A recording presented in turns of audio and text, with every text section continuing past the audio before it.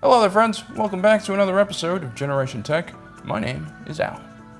Okay, so recently we did a video in which we profiled the droid Chopper, and a few choice words were said about him, like that he's a murdering psychopath war criminal. Now I noticed that a lot of you guys seem to have agreed with that sentiment.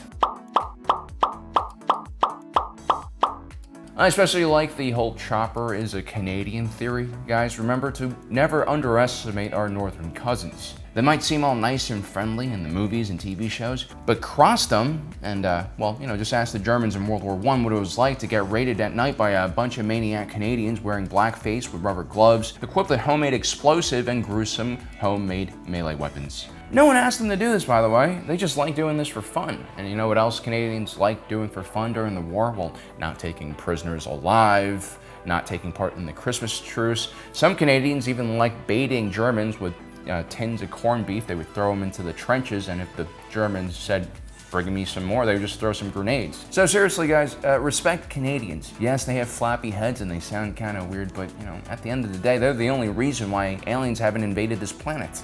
Now, I hesitate to judge soldiers of any kind for their actions, even the Canadian soldiers of World War I, whose bravery matched their savagery.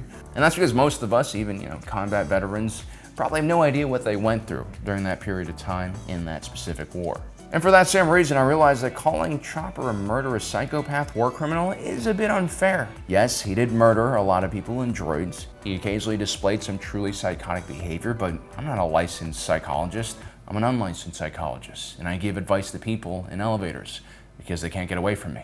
And as far as the war criminal label goes, since when does anyone in the Star Wars universe care about such a label? I mean, the Empire loved war criming. I'm pretty sure Compnor had its own department where they made up new and exciting war crimes for the people to carry out. Even Jedi were famous for committing what we would consider war crimes here on Earth. They like sending teenage Jedi into battle in command of a bunch of 9-year-old clones. They oftentimes used the flag of truce to cover their offensive actions. Like that one time they kamikazed a Star Destroyer into a Separatist command ship.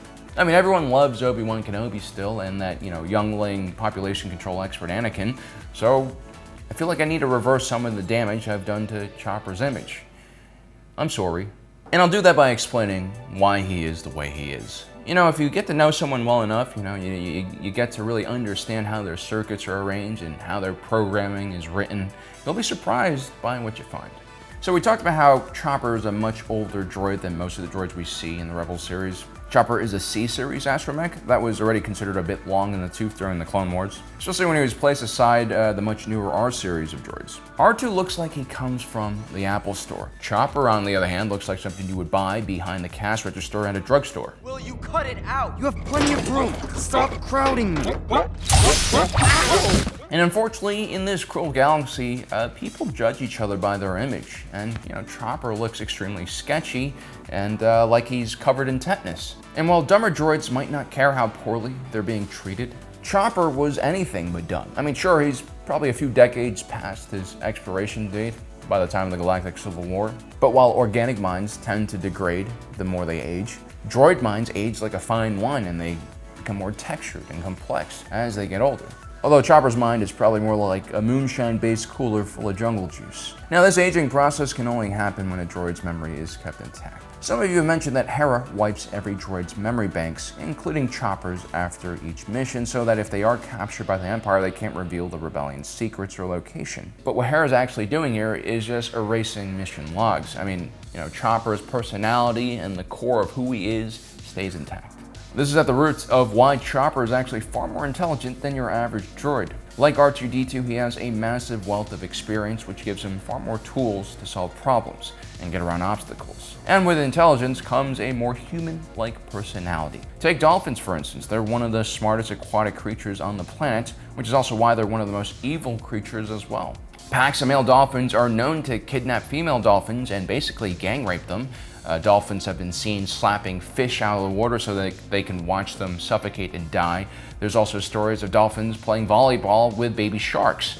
And we still haven't gotten to the whole Russian collusion part. The point is, Chopper is a complex character in his great depth for feelings and emotions. For instance, there's also a clear sign that Chopper has PTSD. On one mission to the Syndulla household, Chopper freezes while entering the courtyard of the complex. Chopper? Chop! What's with him? That Y-Wing crashed here back in the Clone War. My father left it as a memorial. It also happens to be the ship I pulled Chopper out of, so he still has issues with it. I mean, being in a car crash is scary. Being in a motorcycle crash is even scarier because you're on the outside of the vehicle. But imagine being on the outside of a starship while it's hurtling to the ground at breakneck speeds. I don't know how Chopper survived that crash, but that memory of that incident will follow him forever. It's another sign that his core memories have not been wiped by Hera, and it's something that would haunt him for the rest of his days. During the mission to Reclam Station, a rebel reconnaissance mission to scout out potential Y-Wings for acquisition goes sideways, as it usually does. When the rebels realized all these ships were in the process of getting destroyed, Ezra commands their unit to grab as many Y-Wings as possible and get out of there. Chopper is an integral part of this plan as there aren't enough pilots to get into each Y-Wing. Chopper, tap into the relay navigation system. I need you to remote pilot those 4 ships. Yes, you're getting in a Y-Wing too. Zeb!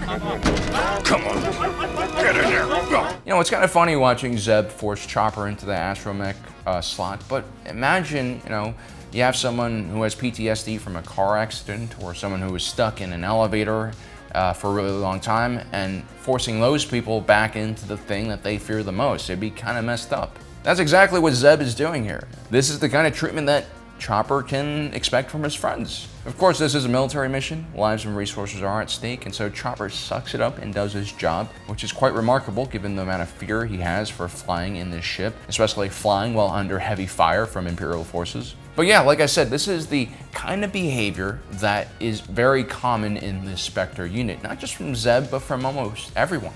I mean, sure, the Specters were introduced as a cartoon and, they're a bunch of rebel heroes, but these guys are early rebel heroes. And if you've seen my, Andor coverage, that's not exactly the same thing as being a New Republic hero. These guys are really different. They're from way before the Rebellion rebranded themselves as the New Republic to seem more legitimate with their standardized uniforms, code of conduct.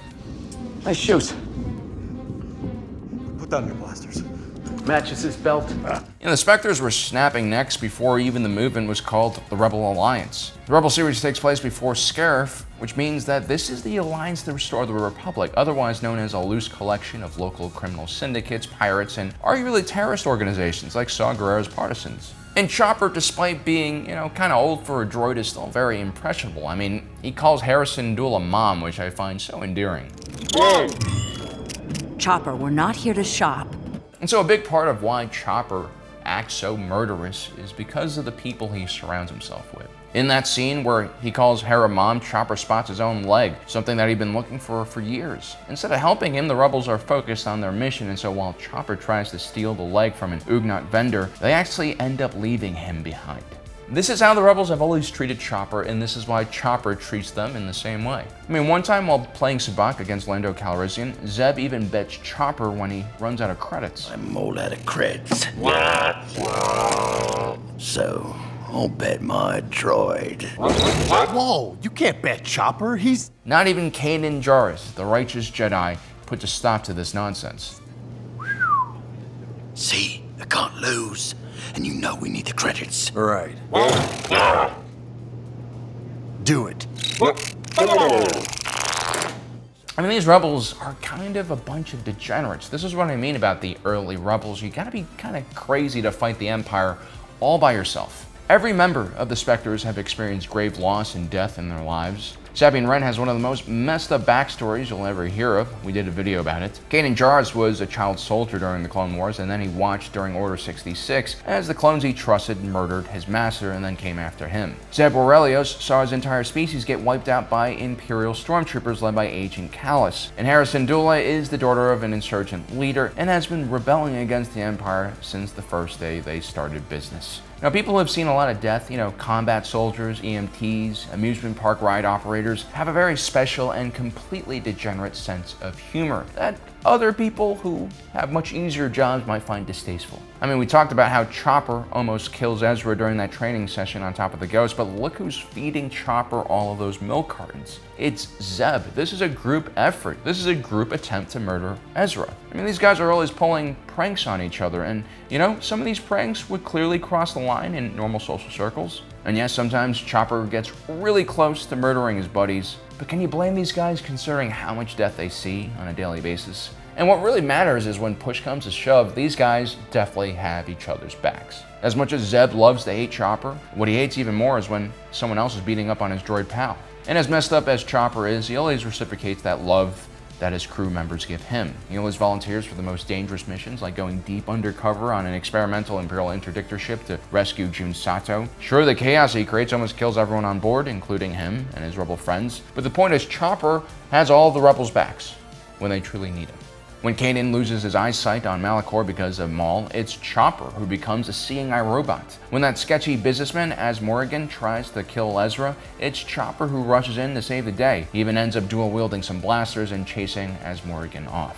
When Ezra Bridger engages in some aerial shenanigans without the ability to fly, it's Chopper who catches Ezra before he falls to his death.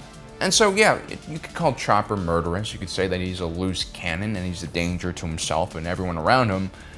But that is the environment he grew up in, and that is what his family is like. You really can't blame him for that, can you?